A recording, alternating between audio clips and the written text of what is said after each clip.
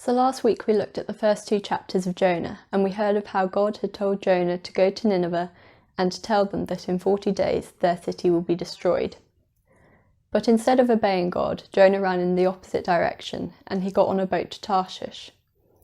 Whilst he's on the boat, there's a big storm, and Jonah ends up being thrown overboard in an attempt to calm the storm. Amazingly, Jonah survives this by being swallowed by a fish. And whilst he's in the belly of the fish, Jonah prays to God.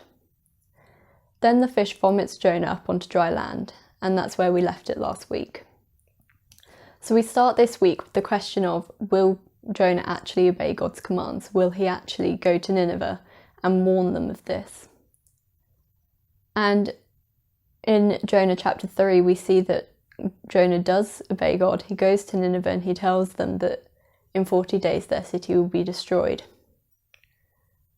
Now, Nineveh is the capital city of Assyria, and as we see in Jonah chapter 3 verse 3, it takes 3 days to walk through the whole city.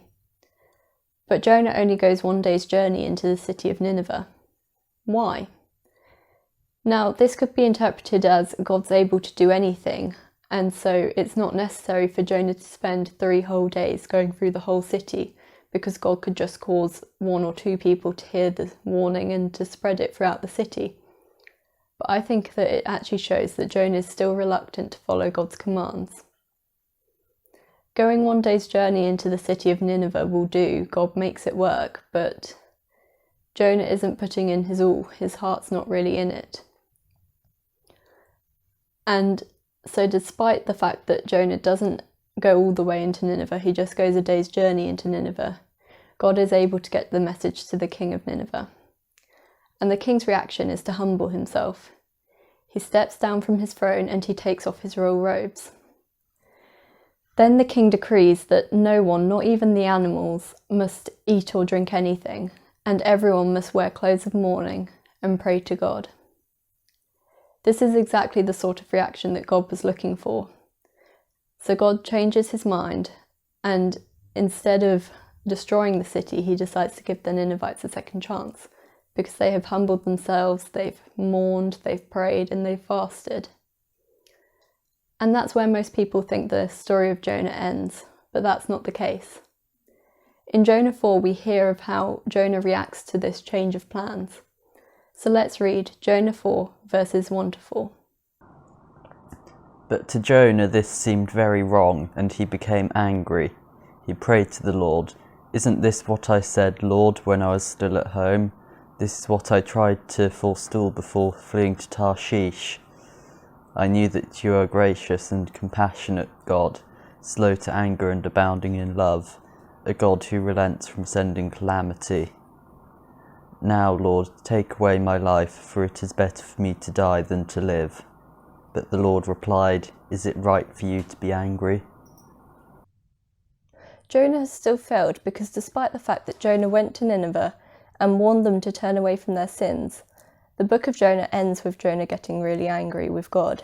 Why? As an author, you'd be pretty pleased if someone bought your book and read it. So why, as a missionary, is Jonah not pleased that the Ninevites listened to him? I know if I were Jonah, I would be very glad that the Ninevites had listened to me, because otherwise this book could have ended very differently. Remember, the Ninevites were essentially a terrorist state, so can you imagine going there and telling them that what they were doing was wrong and that they should stop? You would be thrilled that they hadn't threatened to kill you. So why is Jonah so angry with God? At first it seems that Jonah's issue is that there's a contradiction between the justice of God and the love of God. What do I mean by this? Well, we are told that God is just. He is the ultimate judge. An ultimate judge would punish those who had done wrong and reward those who had done well. This is how Jonah expects God to act. As an ultimate judge, because the people of Nineveh have done wrong. They've sinned. But this isn't what God does. God acts as a loving God. God's love has no boundaries, and he is forgiving and willing to give us a second chance. And this is exactly what God does. He decides to give the people of Nineveh a second chance. But still, why is Jonah questioning God's actions? Why doesn't Jonah want God to give Nineveh a second chance? In Jonah chapter 4, Jonah is sat on a hill overlooking the city, waiting to see what will happen. He is eager for the city of Nineveh to be destroyed. And this shows the heart of Jonah's problem. Nineveh's repentance is pleasing to God, but it is threatening to Jonah. As we've already seen, Nineveh is essentially a terrorist state, and it was Israel's enemy. So by surviving and being given a second chance, Jonah's nation of Israel is put in danger. In fact, Jonah was right for being worried about this, because Nineveh, the capital of Assyria, lay siege to the town of Lachish, and a couple years after Jonah, Assyria invaded Israel and captured the cities of Damascus and Galilee. In the British Museum, the Lachish reliefs capture the scenes of the siege and show pictures of Syrians beheading and impaling Judeans who were God's people. These reliefs were made for the walls of the palace of the king in Nineveh, so give you an idea of what the Ninevites were like, and precisely why Jonah wanted God to punish them. Many would say that it's perfectly reasonable for Jonah to get annoyed with God here, because no one wants their home to be put in danger. But for Jonah, his love for his home was greater than his love for God. If Jonah had to choose between God and Israel in this moment, we know that he would choose Israel because he was already starting to push God away. Although it might not seem like it, this is a form of idolatry because Jonah has put something above God. Ask yourself, is there something in your life that you've put above God? Have you ever felt like turning away from God if you don't get something? It's so easy to be going to church and serving in some way, but deep down, God is not your top priority. And if this is the case for you, then you are still failing God. You might do everything that God asks of you, but is your heart really in it? Are you willing to put God above everything? It is understandable why Jonah got nervous about Nineveh surviving, because they were a threat to him. But instead of getting angry with God for not destroying them, he should have brought his fears to God. What Jonah failed to do was to see the big picture. He was so focused on his own life and his own protection that he didn't see how God was using him to help the people of Nineveh take a step towards God. It's so easy to focus on the present and not take a step back and see the big picture. Of course, it's good to focus on the detail, but if you don't take a step back, you won't see God's overall plan for your life. To help illustrate this point of taking a step back and seeing the big picture, we're going to play a little game. An image is going to appear on the screen of a household object, but it's going to be zoomed in so you can only see a small part of the object. Have a go at guessing what the object is and type your guesses in the comment section and see how hard it is to see the big picture when you're only seeing a small part of it.